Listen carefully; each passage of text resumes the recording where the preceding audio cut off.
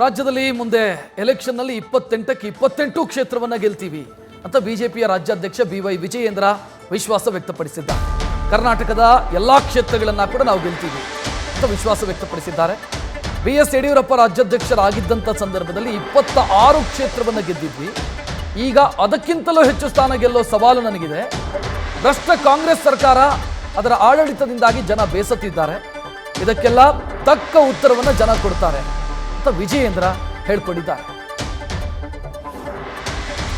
ಭಾರತೀಯ ಜನತಾ ಪಾರ್ಟಿ ಹಾಗೂ JDS ಒಗ್ಗಟ್ಟಾಗಿ ಒಂದಾಗಿ ರಾಜ್ಯದಲ್ಲಿ ಒಂದು ಐತಿಹಾಸಿಕ ಗೆಲುವಿಗೆ ಒಂದು ಸಾಕ್ಷ್ಯ ಆಗ್ತದೆ ಅಂತ ಹೇಳಿ ನಮಗೆ ವಿಶ್ವಾಸ ಇದೆ.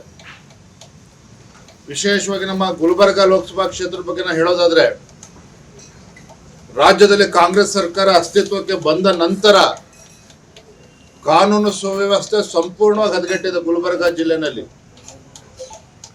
ಪದೇ ಪದೇ ಬಿಜೆಪಿ ಕಾರ್ಯಕರ್ತರ ಮೇಲೆ ಮತ್ತೆ ಬೇರೆ ಸಮಾಜಗಳ ಮೇಲೆ ಇವತ್ತು ದಬ್ಬಾಳಿಕೆ, ಗುಂಡಾಗರ್ದಿ, ಕೊಲೆ ಪ್ರಕರಣಗಳು ಕೂಡ ದಾಖಲೆ ಆಗಿದೆ.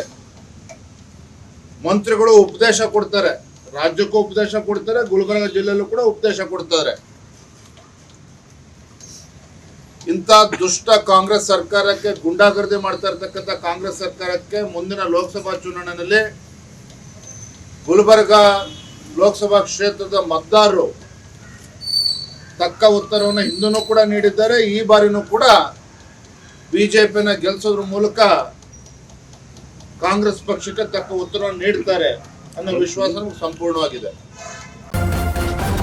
ನ್ಯೂಸ್ ಫಸ್ಟ್ ನಿರ್ಭೀತಿಯಿಂದ ನಿಮ್ಮ ಪರವಾಗಿ.